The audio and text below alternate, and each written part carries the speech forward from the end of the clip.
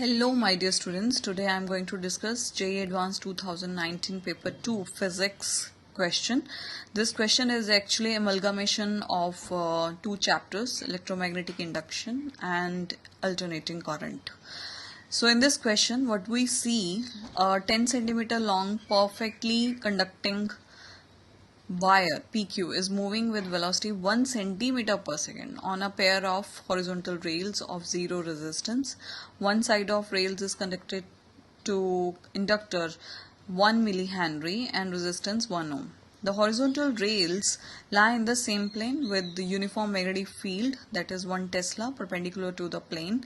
If the key S is closed at a certain instant, current in the circuit after 1 millisecond is, and you have to find out X. All the values they have already given, and the beauty of this question is they have given all the required calculation work, like e raised to power minus 1 is 0.37 and all that.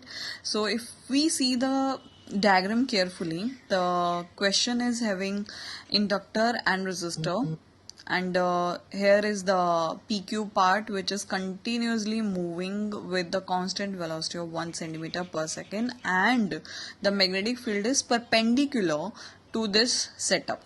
And if and we know, if we want induced EMF to be developed inside this circuit, then the magnetic field should be perpendicular to the movement.